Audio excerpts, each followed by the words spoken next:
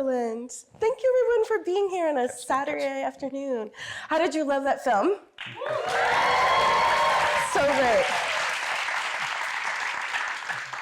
I am really pleased and honored to welcome Mr. Kemp Powers to UCSB. Thanks for having me. Thank you. Our Black Hollywood series. It's really a pleasure to have you here. This was an incredible project, and I'm really pleased that you were so kind to come because you've been touring with this film for over a year, and you're wrapping up award season. I know you went to the Oscars and that was a lot of BAFTA, fun. a lot of nominations and wins in festivals. Congratulations. Thank you, appreciate it. And how was that with the award season? What was that like? It was nice. It's just, I'm just thrilled that the film was received so well, you know, because I mean, just like everyone else, I didn't work on Into the Spider-Verse, so I was a tremendous fan of the first film, just like everyone else. I actually saw it for the first time when I was still on production on Soul, my previous film. So they like brought it up to Pixar, and we saw it like months before it came out. And I met Phil Lord and Chris Miller before Soul came out, and they told me that they were planning to do a sequel, and you know, they asked me if I would come on board as a director. So it was this bizarre thing where I wrapped up on Soul on like a Friday, and that Monday I was working on Spider-Verse. But Soul didn't come out for another 6 months. So by the time Soul came out, I had to like promote that film, but I wasn't thinking, I was already long into production on this one. So, you know, I jumped in. It's kind of cool. Like I'm finally getting a moment to breathe because I've been going so hard for so many years, but it was worth it. I mean, it was, I'm glad so many people connected to the film. I'm glad it did so well, was so successful. There was a lot of concern about whether people were going to connect to some of the new characters we introduced, like Spider-Punk, you know, that almost like, He was incredible. Yeah, he almost got favorite. cut out of the movie. Right? Yeah. Why? Oh, it was just there were fabulous... again. There were lots of debates behind the scene about. I give a lot of credit to Daniel Kaluuya who voiced him. You know, like we went to Daniel. We created the character. People Obviously, forget he's British, right? Well, in the comics, I don't think he is. That's the thing. Is like when we were doing our version of Spider-Punk, we always had Daniel in mind before we even met Kaluuya. So when we were doing test animations, we were using interviews with Kaluuya because Kaluuya, he often plays American characters like in Get Out, and I just loved his speaking voice because I do a lot of theater over in the UK, and so you know Daniel has that like Camden accent that was really cool. Yeah. So thank God he said yes to doing the film because honestly, the way we were building the character, I couldn't really see anyone else doing it other than him. So, you know, it was real validating. Favored him, like, you know? No, the design's very different. I mean, the design of the other thing with Spider-Punk was the most expensive character to build in the film. Really? His animation style, the VFX on him, it was almost like he was an entire movie built into a character. So every time he kind of passes through, you see a character, all I see is like dollar signs, like, well, it just got a little more expensive. But you know, you might tell them that if any of the characters had like a spin-off show or film, like we might do Spider-Punk on that. I mean, I also like Jessica Drew, the pregnant motorcycle riding Spider-Woman. It's just interesting that, I mean Spider-Bite, she's only in it a little bit, but there was a lot of work that went into Amanda Steinberg was the kind of virtual. The girl I love that idea of the girl in her room is able to kind of log on in VR and be part of this world. A lot of people, even when my kids are in the VR, I'm like, what world are you in? Are you really here? They do get sucked in. But I thought the new characters were one of the most exciting parts of the film. And there was an explosion of them. Yeah, and I was also excited about Miles. Felt like a new character to me in this. Yeah, he did. You know, we aged him up. We really wanted to explore, because as much as I loved Into the Spider-Verse, you know, he was a little kid, he was a little adolescent, and having a son of my own who went through that incredible growth spurt when he got into high school and went from like little to like taller than me. We kind of wanted to represent that this kid who's going into like young adulthood. And one of the things that's interesting about Miles compared to Peter Parker is that all the different variations of Peter Parker, he always lives with his Aunt May. And you know, his parents aren't around. And I thought it was so fascinating that Miles, this inner city character, was different than Peter in that he had both of his parents, and both of his parents were pretty heavily involved in his life. You know what I mean? Both Rio, his mom and his dad. And that was like super exciting because it was like, well, how does someone who becomes Spider-Man and has to work through that day in and day out deal with that when he's got basically helicopter parents? Like Aunt May doesn't care what Peter Parker's doing. It's like, hey, Aunt May, see you next week. She's like, all right. Whereas Miles's dad is a cop. Exactly. And his mom is surveillance at home, yeah. So it's like, how does he navigate that where they really are checking on his grades all the time? Right. And he, and them feeling like he is squandering the potential that he has. So that was really what drew me into the film more than anything else. This dynamic between him and his parents and his family, and this idea of doing a coming of age story that's both coming of age for the kid, but also a coming of age for the parent, because parents have to kind of go through this transformation and from when their young person is suddenly a young adult moving into adulthood. So you brought your own experience with your son Yes. into that role. I thought that was really beautiful, actually. As a parent, I was reflecting on the fact that sometimes it's just so hard to talk to your kids or to hear them and be heard. Yeah. And there was that beautiful moment where he doesn't know it's his son. He thinks he's talking to Spider-Man. He's kind of opening up about how he feels inadequate as the father, right? And he's able to tell his dad things that he doesn't feel comfortable saying, like, give him a break, Yeah, get off the kid's ass, which we wrote that like in the booth with Shamik. It was like, really? Should I say? It's like, it felt like natural. Yeah, right? it was. It was one of those kind of like things we ad-libbed right in the booth. It was a lot of fun. I love that he has a family. My children and I also have a running joke every time we see, a Disney film or film with children. It's like, they're orphans or something's happened to them, like devastating, traumatic has happened to their parents, in order to set them on this journey of self-discovery, right? But it's not the case in this film, which comes out as refreshing, that we don't need to have a broken family. Right. And I think, and this is one of the questions you got ahead of me already that I wanted to ask about in terms of Miles Morales being an Afro-Puerto Rican teenager in Brooklyn in a rich cultural community neighborhood as a New Yorker, born in Brooklyn, raised in Manhattan. Really appreciate, thank you, a day. The richness of how the neighborhood was presented. I think the first film kind of just had like trains and scenes, but this felt really like showing parts of the neighborhood, the bodega, the block, the guys playing, the scenes from the city, the barbecue on the rooftop. It was like Brooklyn was a character. Yeah, that was a goal. The community was a character. That was absolutely a goal. I mean, and it wasn't just myself or the other film. I mean, everyone on the filmmaking team was really encouraged to kind of bring their knowledge and their expertise, to every scene. Like the wonderful thing but about you brought this, the Brooklyn, right? I brought a lot of it, but there were other people. Like one of my favorite things, there was a Puerto Rican animator who, when he was doing his dailies, he was the one who added Rio snapping her fingers like that, and a little Puerto Rican flag popped up. Yes. He dropped that in there, and we were like, "That's great!" Awesome. So that's the thing. We encourage our animators to pitch ideas. The food they were cooking. Well, the food, we went back. I mean, God, that barbecue. It was one of the scenes where we spent so much time obsessing over the stupid flan, because they're like, "Oh, it's not shiny." Like everyone was trying to get their foods in, and it was. But that was actually a lot of fun. Is that element of people kind of feeling comfortable enough to bring their personal experience and what they knew about it, understanding that no one person can speak for an entire culture. Of course. But probably the most extreme case of that and how it transformed the film was actually when he went to Mumbattan, because we had like an entire version of that scene really built out that we felt relatively good about. And then we have our animation team is very diverse. It's people from all ethnicities, from all over the world.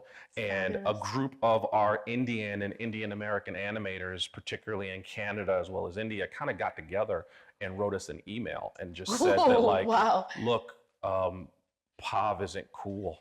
Right.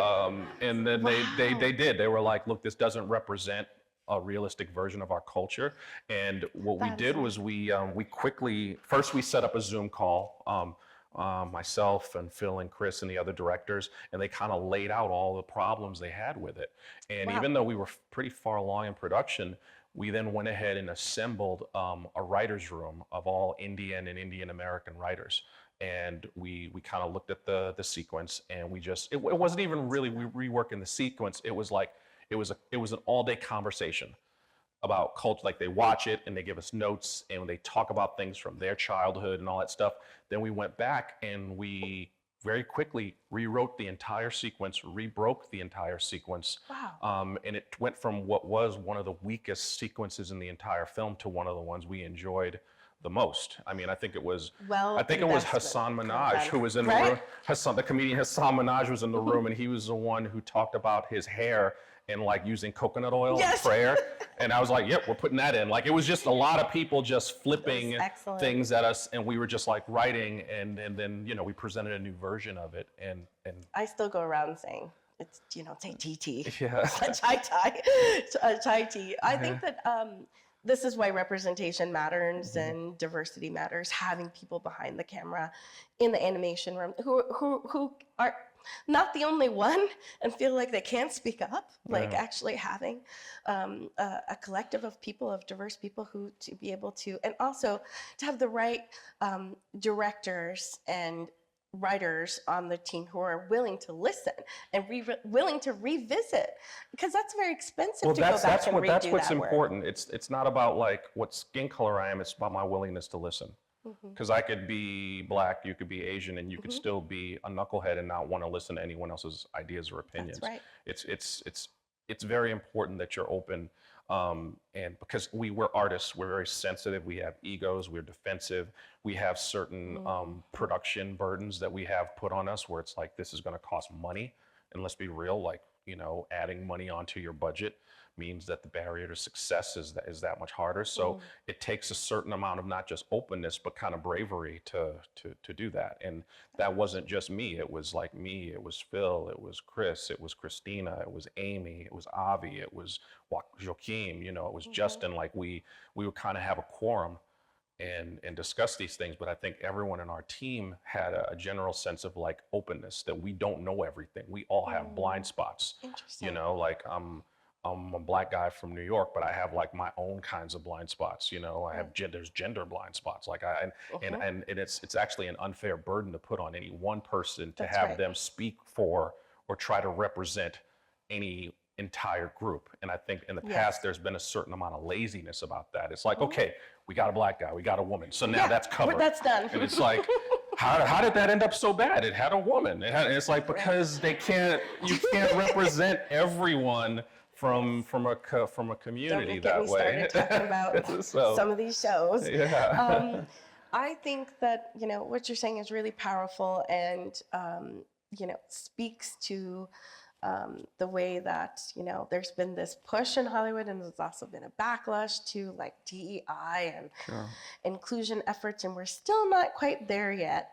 Which brings me back to Miles's, you know, kind of Afro-Latinidad culture, and how so much in the history of film, in comics, television, animation history, if you think about how Black boys are represented, it's has a long history of being the butt of the racist humor, being superficial kind of coonish characters, characters again from broken homes, illiterate or criminal. We have this really moral good kid who's not like Cosby Show moral, like thou shalt middle class politics moral.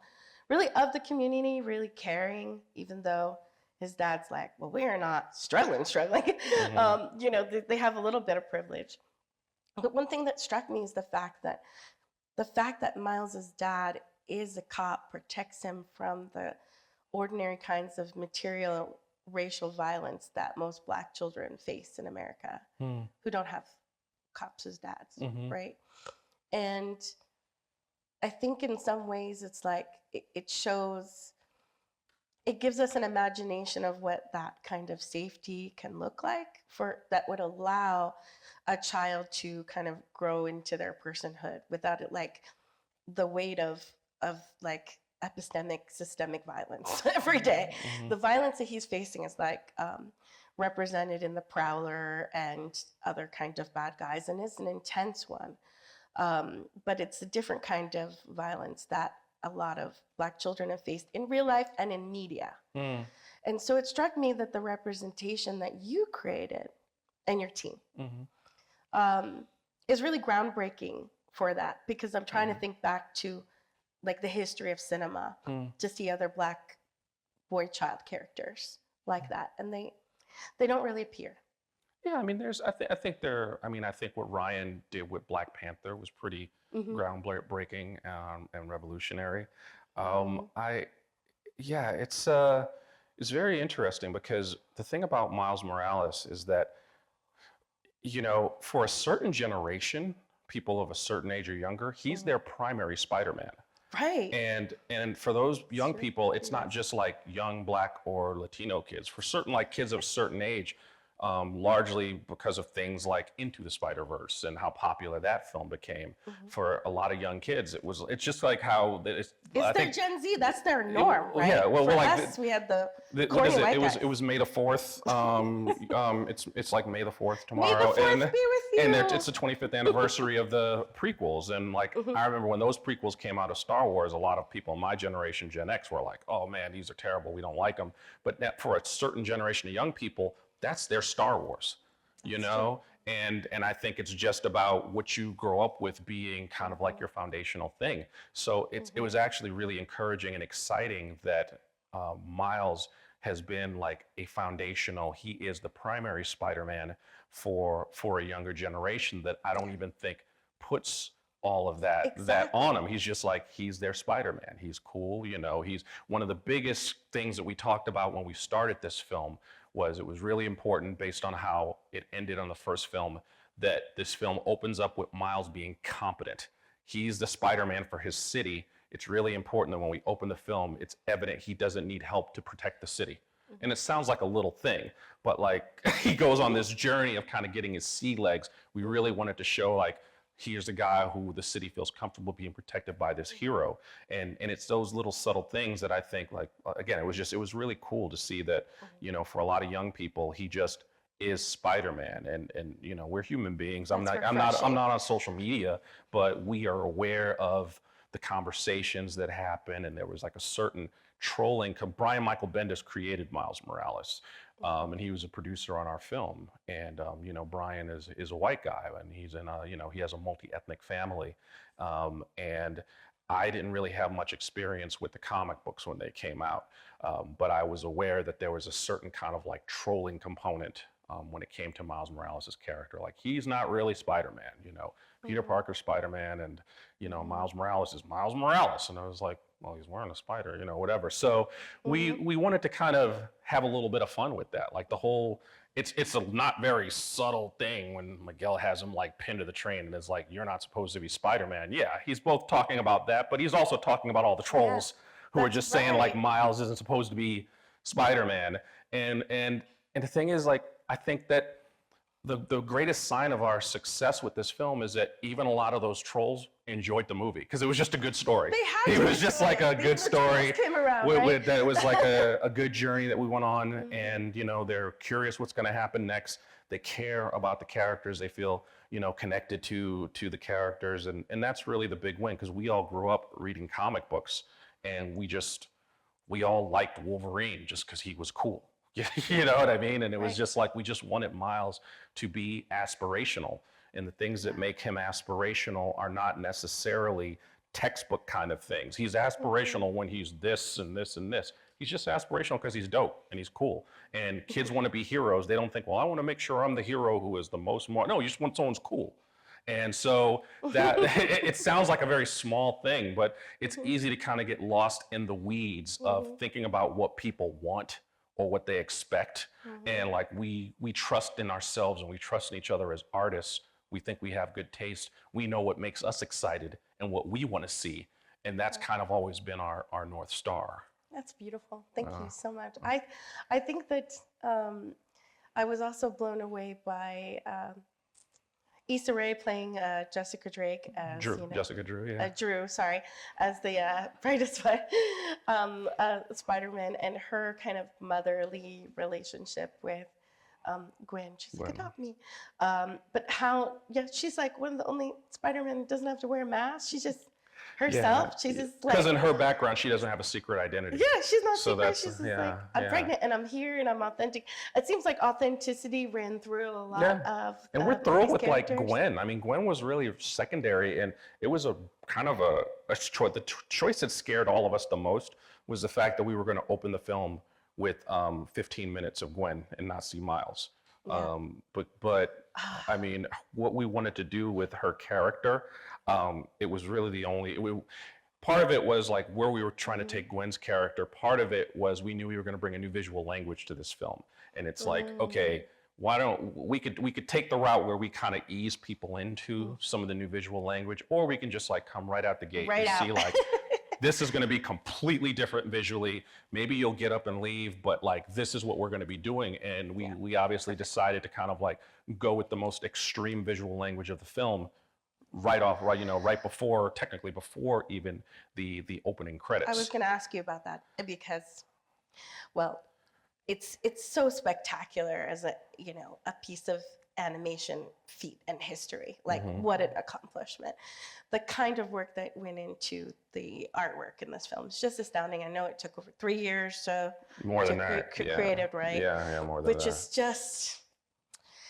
Spectacular, but that opening scene with the painterly quality, and don't even get me started on that the vulture character too in the Museum of Modern Art, which I absolutely love. Yeah, the Guggenheim. The Guggenheim, and the interior kind of commentary on art and the Jeff Koons and all. What's really quite. He was such a good sport too, because we were like, oh, what do you say about Jeff Koons being inside Jeff Koons' art? Yeah, we had to get permission. It was really kind of like. The one line everyone was freaked out about. He's like, "You call that art?" And we were like, "Jeff Koons isn't going to let us say that," but he was totally down with it. It was really. So we made like the whole museum a kind of a Koons retrospective. So there's a lot of his art in there, and we all have like strong feelings about Calder. So we were like, let's make a big ugly Calder sculpture and have that be like deadly. I mean, so that whole 15 minutes, it wasn't any dead weight. It was a perfect kind of immersion into the world that you were building. Well, one of the worlds, because we're actually in a multiverse. I'm glad you think so, because people were like, it's too long. So we were like, it was, we kind of broke some of our own filmmaking rules, but thank God, I mean, people seem to go along for when that title sequence hits and it's like, boom, and you're like, oh my God, I've already been so deep in it. Now you're just breaking up the title scene. Yeah. I think that it's beautiful, and the ways that the colors change and this kind of beautiful falling of the way that kind of watercolor expands. Yeah, the whole world is supposed to represent her emotion, which is it's kind of like the comics that inspired it did a lot of that. So there's like a gouache watercolor element of it. And also one of the other directors, Justin Thompson, one of his favorite animated films is Cinderella. And there's a point in Cinderella where her stepsisters are kind of like ripping her clothes off, and there's a very subtle change of color. So we wanted to do a more extreme version of that, where if you rewatch Cinderella and her evil, stepsisters are ripping her clothes off. Every time they rip a piece off, it's like the colors change, and it kind of changes the tone and the mood of the moment. I mean, again, we all have. There's so much. We would have these, visual, inspiration boards and kinds of things that we were, and that was really a good starting point for us. You were working with really class act artists who know a lot about visual history and media. And I think that the animation, I guess one of my questions related to this is how does animation allow a different kind of storytelling? You have worked on Pixar film, one of my favorite animated films of all time, Soul. Thank you for that film. That really helped my children get through dealing with my parents passing when they're little, and have a reference point to talk about when I say that they're in heaven, or what is that? and then you worked live action with One Night in Miami. So you had like very different experiences, both in animation and live action. But from the perspective of working on a project like this, where you're talking about how deep the animation goes, what does animation allow for storytelling that's really different than other kinds of filmmaking? I think it's an iterative process. I mean, when you're working in live action, specifically if you're working on film, I mean, you can't, the thing about animation is when you're seeing an animated film, you're seeing like the 30th or 40th version of the film. We're able to start off in 2D storyboards and make a complete version of that film with scratch voice acting before we've even cast it and share it with people. And based off of that, we kind of blow the film up again and again and again. So an editor on an animated film is in the edit suite with us from the very, very beginning. Wow. Constantly refining. Yes, constantly reworking it, constantly rewriting it, constantly reperforming it, redrawing. It doesn't, until we start actually putting it into 3D. And even then there's room for us to make changes and adjustments as we're doing it in 3D. When you're in live action, the editor doesn't really get involved until later on because you have to have things that you've shot. And if it's in film particular, it's not limitless. You know what I mean? It can't just be like, oh, we didn't bother shooting that. You would have to do reshoots in live action. Animation, the animated version of reshoots is just par for the course. You're making the film again and again and again. Like at Pixar, the way it worked was it would be called like a brain trust screening. Every 12 weeks, we would screen a version of the film for everyone at Pixar, and then we'd have a brain trust meeting for like 3 hours and get notes. And you usually have between 7 and 10 of those as you're making the film. That's a lot. And with this film, I mean, it wasn't even that far apart. I mean, we would just keep on working on new versions and drop them, and then you can learn a lot from the audience screenings. But it's this kind of iterative process where you're making versions of the film again and again, and you just hope that the version that ends up being the one made is the best version of the film. Sometimes you have this weird thing where you do a version of it and you kind of go like, no, it was better 4 months ago. And other times, even when it's good, you're like, could it be better? And you're encouraged to really like try to do some pretty dramatic changes. There's a lot of like blowing it up. So if you're like really sensitive and think that like, here it is and it's perfect, you probably shouldn't do a lot of animation, because there's no world with like the first version we do. They're like, cut, do it. No. Wow. Like that's, don't hold on to that. No, you can't, because you have to, even if everyone loves it, you got to try some other things. And you don't know what's possible until you keep on trying things and trying things and trying things. And honestly, it's just the clock that runs out on you. That's the only thing that really stops you. And of course, as you begin to animate it in 3D, it becomes exponentially more expensive. It's a 2D storyboarding process. That's why, I mean, I'm a little bit different in that a lot of people who become animation directors are storyboard artists first. It's a little more unusual for a writer or an animator to move into the director's chair. Yeah, like your co-directors. Like Joachim was a storyboard artist first. Justin was a production designer first. So we all kind of each had our own superpowers, so to speak. But the thing about 2D storyboarding is it teaches you the basics of visual storytelling, which is, I think, pretty critical when it comes to making a film like this. So I've had people ask me like, well, I really want to be a director of animation. And it's like, oh, like I didn't. I come from live action theater. I kind of evolved into, this is just one medium that I work in. But if you're really passionate about the animation medium, I think storyboarding is really kind of like the basic step that really kind of leads you to the director's chair, like the head of story on your film, who is like the person who runs a story team. It's not uncommon for the head of story on one movie to be the director on another movie. It's kind of like the career path for a lot of people. Like Soul, we had an amazing head of story, Trevor Jimenez, who, some of my favorite scenes in the film were things that like he helped conceptualize and board. And, it was similar, in this film. We had like Octavio Rodriguez, and we have like the head of story is like a critical position in the animation team. Wow. Well, this makes me ask, because you had like a kind of non-traditional route to this world, starting out in being a playwright, did you bring some theater expertise into this Absolutely. project? I mean, I love working with actors. That's a part of it in theater. It's great because when you're a playwright, you're not necessarily a director when you are a playwright, but regardless, you're there with the director, working with the actors the entire time. So I really enjoy the element of working with the performers and trying to pull a little bit more out of the performance. Whether and you can do that with a vocal performance in a way that I think people take for granted. There's sometimes when you're hearing a vocal performance, it's not uncommon in animation for, we call it kludging, but it's basically like you Frankenstein a take together.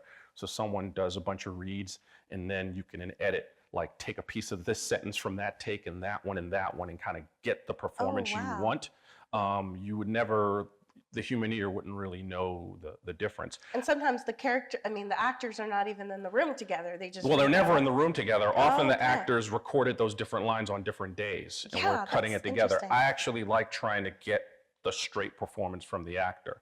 A great example of that is like when Rio is talking to Miles before he heads off and she has this like incredibly long monologue. That was like one take with Luna. You know what I mean? And I've been in situations where something like that, you're like, all right, let's take 3 from that one, take 7 from that one, and you cut it together. And it was, instead, Luna and I just kind of worked it where, I read opposite her, when she did like full versions of it, she like actually started crying several times. Like it was a very emotional moment for her. And I was like playing Miles. And it was like, so it was like real emotion as opposed to like cutting it. It's just a choice. And I like that. And that, for me at least, that comes so much from theater because I really just, we can do it, but I like just getting the straight performance, the straight reads, and just picking a read as opposed to cutting them, a couple of them together. You can totally, it feels more like an ensemble cast. Yeah. Right. And we have very little of them in each other's. I mean, some actors, we did a couple with Gwen and her dad. So we would have Shay and Haley together a couple of times. We did a couple, 1 or 2 with Gwen and Jess Drew. So we had Issa and Haley together, and a couple with Shamik and Haley with Gwen and Miles. But other than those couple of instances, no one else was ever in the same room. No one ever recorded together. And in fact, it was a lot of people didn't know who the other people were in the movie. Like I remember when I told Mahershala, he was like, well, who's playing this version of Miles? And I was like, Jarrell Jerome. He's like, oh, I know that kid. We were in Moonlight together. Like they don't even, because everyone has to sign an NDA. So no one even knows who else is in the film often until really, really late in the process. Wow. Yeah. But that's so we can't even get like a hint of what's next because you left Miles in this like precarious place where he's like about to be murdered by himself and we can't even like know like this is real danger. But he has secret powers that the other Miles don't know about. You can write all the fan fiction you want, but you can go down that rabbit hole. But fan fiction is a wonderful genre, but not always what you want to do. Kind of take your own path. I mean, did you feel pressure from like the fan stands? They could be really passionate about what they want to see in their sequels. Not really. Like I said, I'm not on social media or anything like that. It's tough for me because I'm a fan myself. You know what I mean? And but I don't always. I respect. I like talking to fans after the movies come out. When we're in production, to me that's just noise. And often, some of the things that I ended up loving the most, when I heard it was being made, I was like, that's gonna suck. Like I was so cynical about it. I thought like people have such short memories. And if you follow like comic books or comic book movies, I remember when they announced that like Heath Ledger was gonna play the Joker and people were like rioting. They were like, that's not the guy from 10 Things I Hate About You, he sucks. And it's like the seminal performance of the Joker in The Dark Knight. People were mad. People are just, there's that, and I've dealt with a lot of fandom because remember I worked on Star Trek too, so like talk about fandom, like Jesus Christ. It's just like you can't. You worked on Discovery. Yeah, like there's this whole thing with canon and rules and what you can and can't do. But here's a little secret. A lot of the people who are making a lot of your beloved things, we're all like flying by the seat of our pants. It's not as well thought out as you think it is. Like there was one particular guy, I won't say his name, but like I worked with him on Discovery and he had worked on like The Next Generation and stuff. And we were talking about an episode that he wrote. And I was like, oh my God, that episode, like, I kid you not, I don't think he remembered writing it. Like, Really? he was like in an altered state or something. For And it's like the most and to be perfectly honest, I would probably fail a quiz on this movie within a couple of months because my mind is onto another thing. And it's just like, when we were in it, we got it done. It's your child, it goes out in the world. And the second it's out in the world, it doesn't belong to us anymore.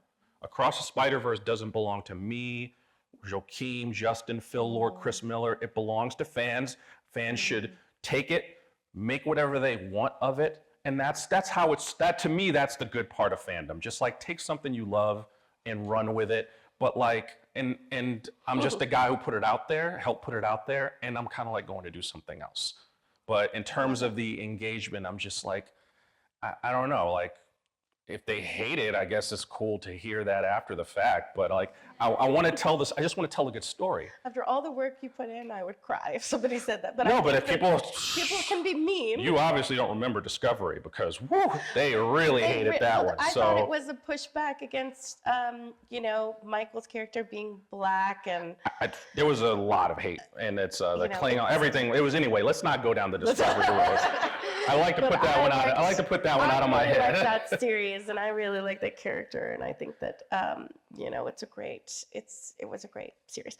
I like all your projects, and I'm just really glad that you're here. And I just wanted to say how much we appreciate this project, and just your frankness and authenticity, and like I said, I think that representation is meaningful, and I'm so happy that this new generation, like they get to have this hero, because Tobey Maguire and all that wasn't as inspirational or meaningful to me, honestly, when I was coming up. I think that we had fewer heroes that kind of spoke our I love it. I mean, you got to understand too, for me, I'm Gen X, so Tobey Maguire is my Spider-Man, more so than Tom Holland and Andrew Garfield. Yeah, I know, exactly. To me, Spider-Man 2 was like the high water mark of like well, I the didn't like Spider-Man all those movie. three. I mean, they don't look like they belong in New York. It looked like there's some bridge and tunnel. I just come loved down it. from Westchester I loved it. Spider-Mans. Like, Miles, at least from the neighborhood, he knows how to get to swing his butt over to where he's. I get go. it, but I made this. I'm just talking about the ones that I liked as Toby a fan. looked like he'd be asking directions. And Tobey Maguire was like my Spider-Man. So I'm Gen X too, but I do think that things are transforming so much, and it's there's room for all of us. There's room. If all of us can sit in this room, all of us can have art that appeals to it. Like, come on, there's room for everyone. One more thing, because we're going to take questions. I want to ask just about the little brief glimpse of Donald Glover. Yeah. the kind of you had this moment where he's like live action in the Spider-Verse world, which was incredible, with all the millions of Spider-Men chasing. That was just a monumental scene. But when we see him, that was a cool surprise, and a few moments of integrating the live action there. How did that come about? And that was a fun idea. Yeah, I mean, I was really excited, and we managed to keep it pretty secret, which was awesome. But I think initially we knew we wanted to do something live action, and for a long time we were talking about that being Andrew Garfield. We even had like a version that was like 2D storyboards where Andrew Garfield's character shows up, and I just think we all thought it was kind of corny. And it was like, could we do something that's a bit less lazy, a little more interesting, a little bit more subversive? And we remembered that in that one Spider-Man movie, Donald Glover was Uncle Aaron. So it was like, all right, let's make him just be the Prowler. And we didn't even ask Donald till late in the game. So for a number of screenings for audiences, we would have, for that scene, you'd see it, Miles go by, and it would be like it looked like South Park. It was like a 2D cutout with like Donald Glover's face and a flappy mouth, like, hi, I'm Donald Glover. It was just, and everyone would laugh, and we were like, oh, did anyone ask Donald Glover if he's gonna do this yet? And thank God he said yes. And I mean, the movie came out in June. I think we recorded Donald in like April, if I'm thinking straight. Just made it. Yeah, like we just made it. We had a great costume designer who like made this Prowler costume, And Donald was in New York. It was like a 4-hour session. We had him sitting on a little stage, cross-legged, and we're just like throwing lines at him, and it came together. It came together really nicely. But it was we just thought that was a little bit more of a funny, kind of quirky, surprise that, and we know people had talked about Donald Glover being Miles Morales back in the day, and just kind of a fun little tongue-in-cheek. It's a Lord Miller production. We want to have a little fun. The little Lego Spider World were some of my favorite surprise moments. Oh God, I mean that the was Lego too cute. thing too. I mean, I'm sure you know about that. Like the kid we ended up hiring to do it, because when we released, yeah, it was a 14-year-old who did that. Because when we released our first teaser trailer, we didn't know it was a kid, by the way. When we released the first teaser trailer, someone had done like a beat by beat recreation of our teaser in Legos. So then we were having, for a while, we had Miles, we had the spot going to all these different dimensions, and it was like, Phil and Chris were like, well, we should have him go to a Lego dimension. And when we were there, I was like, well, you should get that guy who did the Lego version of the trailer. And then of course we reached out and found out that it was like a kid. And then we were like, can we hire a kid? No, it was really weird because, and then of course we were trying to like reach out to the kid, and the kid didn't press it, he didn't believe it was us, and his parents didn't believe it was us, and then it was like a whole to-do. We got it sorted out, like he was like working on his shots after class, and he got him in, and it came together pretty nicely. We loved it. We do a lot of Legos in my house, so every time we see it, they just scream. Oh, that got among our crew that gets the biggest laugh, just because when he part one is Nick Nowicki who voices Peter. He does the boop, boop, boop, boop, which we love, and also that we have Miguel says like we have Miguel say like you're one of our best, and it's literally the only Spider person he compliments in the whole film is a little Lego, and we just sit there and laugh so hard that like Miguel's such a hard ass that the only person he actually respects enough to compliment is the Lego dude. See, he does have a soft underbelly. And then he shows up later when he pops up on the little he's on the Spider-Man Jeep. He kind of shows up. He's like right there. Boop! If you look really closely. Oh, really? Okay, I'm gonna look again. He's in the posse chasing after Miles. I've seen it like 5 or 6 times, and I learn something new every time. Yeah. We're gonna take questions from the audience, right, Emily? Thank you so much. Yeah. Hi, Kemp.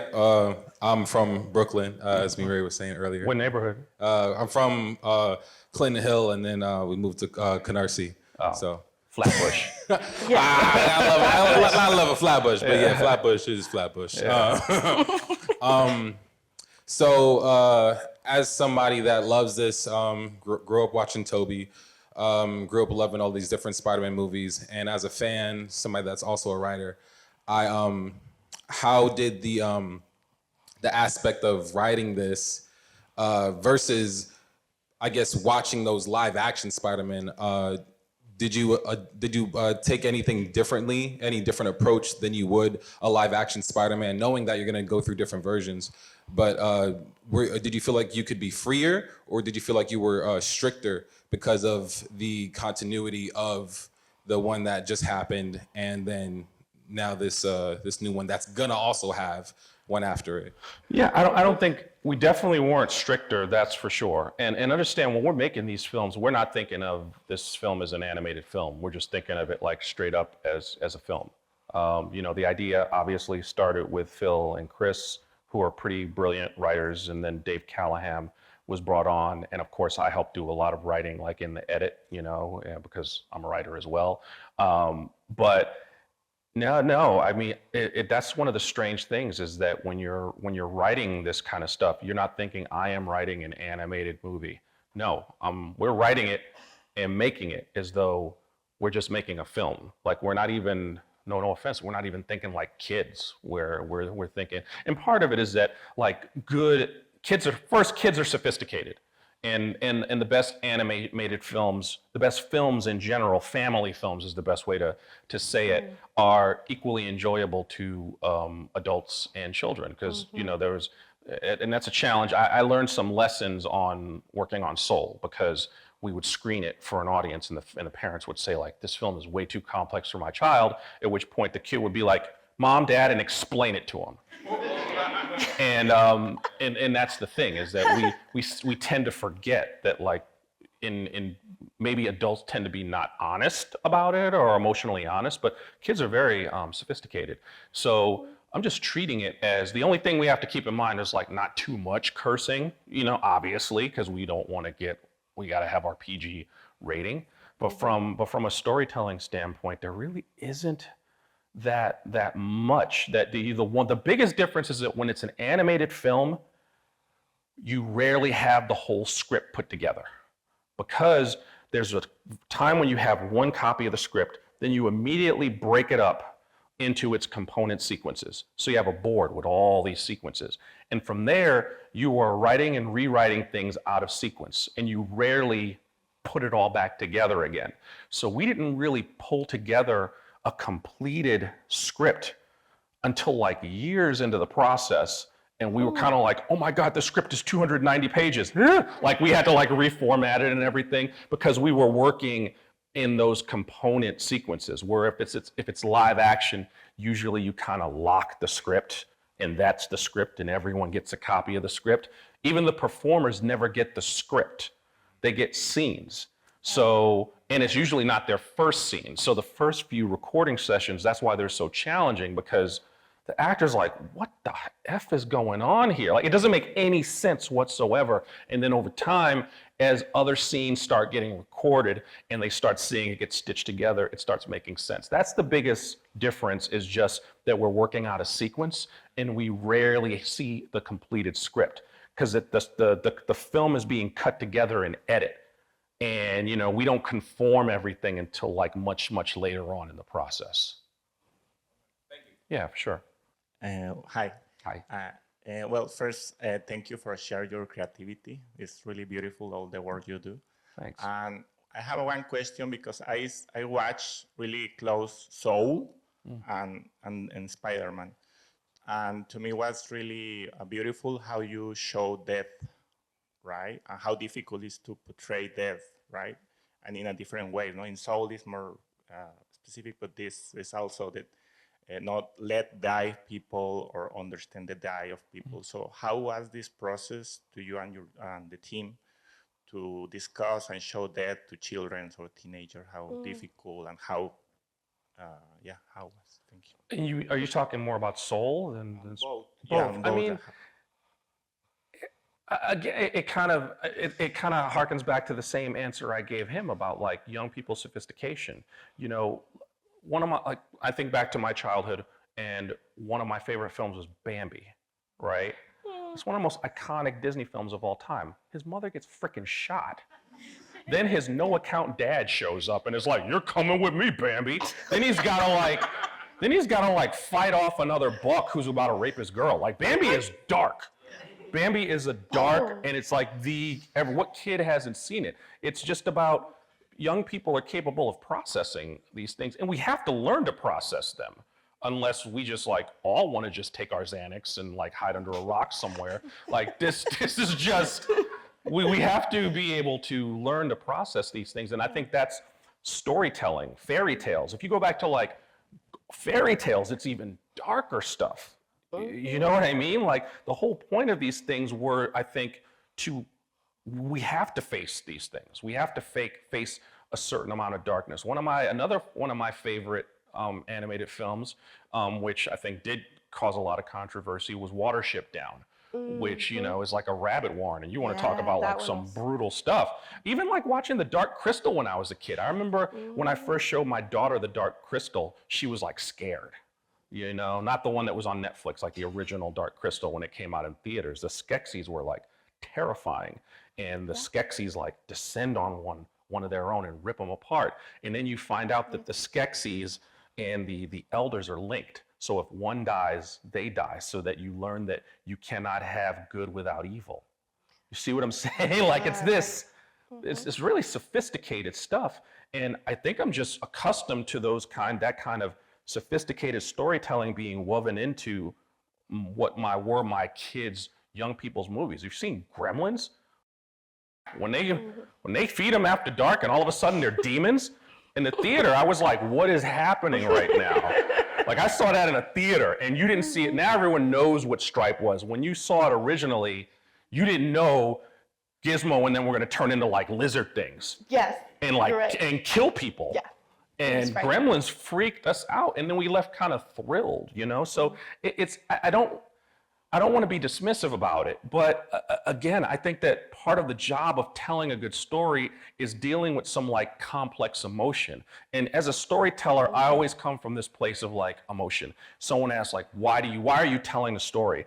And I always come back to some kind of like emotional answer, some kind of emotion I want people to feel, some kind of issue that in many cases, if I'm being honest, I'm struggling with as a human being.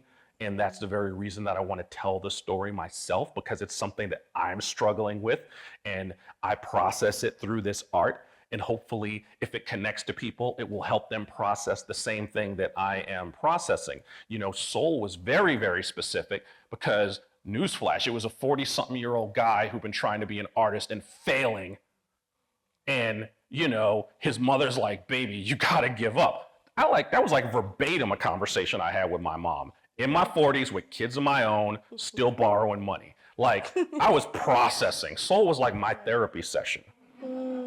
You know what I mean? Because it's like when you don't know what else you're gonna do with your life, you know? And it's getting to a point where like you're not a kid anymore. And, you know, you're starting to feel irresponsible. I mean, but we turned that into a kids movie that I think kids kind of got with and really dug. And I think in Soul, we always planned for Joe Gardner to like die in the very beginning of the film, that's like the whole point. Like the way Soul was structured was that like, why is it that people feel like their lives don't have value? Okay. So Joe dies, so to speak, and he's like, I can't die now. I finally am doing something valuable with my life. Right. But by the end, he plays that piano, and after 22's been, from his POV, seeing his own life, he realizes that his life has been full of richness and value. That's the point of Soul. That's something I had to come to, and Pete Docter had to come to, that like people need to stop believing that their lives aren't good enough. And social media's so magnified that because people create a fake version of happiness and success, and it makes everyone feel like a loser. That's true. And the goal of Soul was like to remind everyone in the world that we're not losers. In the game of life, the fact that we are engaged with life makes us winners. Like, that's it. Very simple stuff. A kid should be able, and shouldn't a kid get that message? Yeah. You know? So it really isn't even about death. It's about life. Yeah. And like, value your life while you're living it, not when you're about to die. Beautiful. I wanted to say primarily, Across the Spider-Verse was very revolutionary for animation as a whole. And I kind of just wanted to ask, like, all these ideas for the kind of 2.5D vision for this movie, what was it like linking that to the actual like implementation and development of those ideas? Like, what is that process of translation like, especially in terms of modifying softwares, and like what specific, you know, group of people with like specific occupations made that happen? Sure, that's a great question. Funny thing is, there is no 2D in this. This whole film was made in 3 dimensions. And the trick was taking 3D animation and putting a 2D looking skin on it. So that's kind of like part of the fun we have. And a lot of credit goes to our VFX department and the folks at Sony Pictures ImageWorks.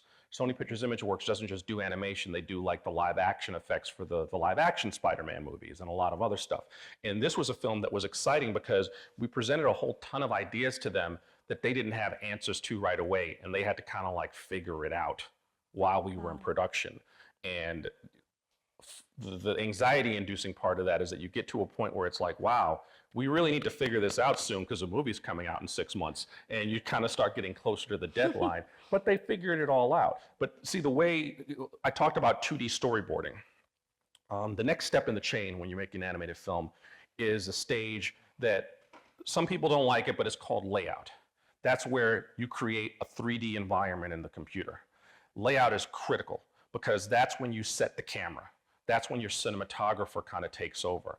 Oftentimes, you'll see a 2D storyboard.